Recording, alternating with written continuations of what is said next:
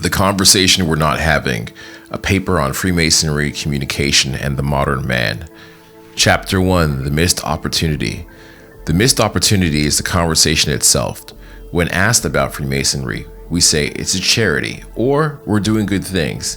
And in that moment, the real conversation dies. This is an organization with roots thousands of years deep in human history. It is not simply a group of men getting together for a drink. Calling it a charity is the greatest simplification of what the craft truly is. It is not simply a matter of putting on a costume or performing rituals. It goes much further than that. Freemasonry is a progressive science designed to impact the mind, the emotion, and the spirit of a man. To shake him deep to his core so that he is transformed by intentional lessons, trauma, and reframing of life experiences that he's had within the craft. I sometimes have nightmares or vivid dreams after rituals because my subconscious mind is reprogramming itself. This is not the nature of any ordinary social group. If a man wanted that, he could have joined his local YMCA or basket weaving class at his nearest community center. To be honest, this is the conversation missing with newly initiated brothers and with the men who are still on the outside looking in. We have a marketing problem. We have a communication problem. I say this with the background of someone who has spent 18 years in digital strategy, working with major brands and companies. I've also spent 8 years internationally coaching and speaking, helping thousands of people around the world. One thing I've learned in both fields is the concept of product market fit. For those unfamiliar with the term, it is a business concept, meaning the best product in the world is useless if it does not address the problems of that client. And if those problems are never clearly communicated, the client may have the greatest solution sitting in front of them, but if they do not understand what it is or how it applies to their life, there is no fit. Give a man a shovel in the ocean and he sinks. Give him the same shovel on land and a field of buried treasure and he finds gold. The product matters equally as much as the communication between the product and the person who needs it. That intersection is the focal point on which everything else relies. Chapter 2, the modern man crisis. The argument I am making is that the craft has a problem in communicating that it is the right fit for men who need it the most. Let me explain the situation of the modern man. As I mentioned, I traveled working in self-development coaching, and I've encountered men from every culture and background. On one occasion, I was speaking to a young man with Greece. I was explaining to him what it felt like to walk past somebody that you're attracted to or people you want to know. Get the courage to speak to them. And he had been 25 years old and had no idea what I was talking about.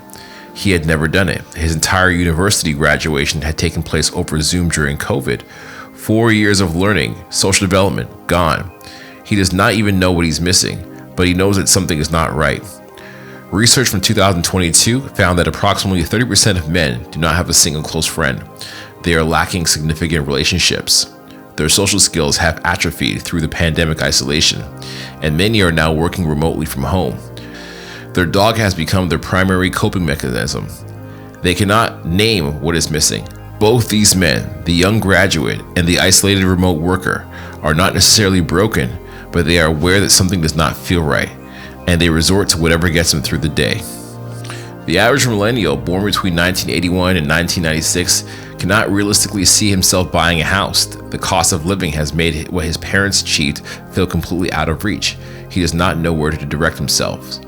Perhaps 10 years ago, men were still walking through the doors of Masonry because of a Nicolas Cage film or the Da Vinci Code.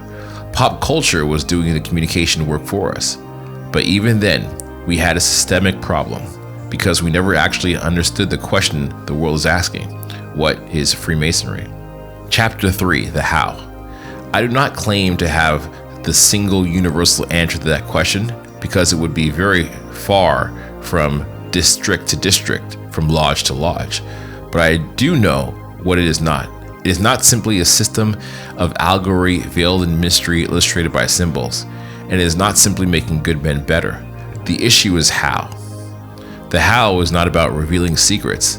The man at the door is not coming to discover the lost word or the true word, or the even truer word, depending on who you ask, in Scottish or York Rite. The how is the way the craft works on you when you gentlemen work on it. The how is not simply the traveling gavel. The how is when you go to the traveling gavel and you make the effort to step outside your comfort zone, meet brothers you have never met, prepare a paper, teaching yourself how to manage self-doubt in unfamiliar and new situations. The how is not simply charity. The how is understanding and doing charity as the ultimate expression and execution of our finest Masonic qualities. Explaining to the candidate, it means helping someone in a need of time when you yourself may be struggling. That it means appealing to your highest self, setting aside your own troubles for the day, and choosing to live in a spirit of mercy.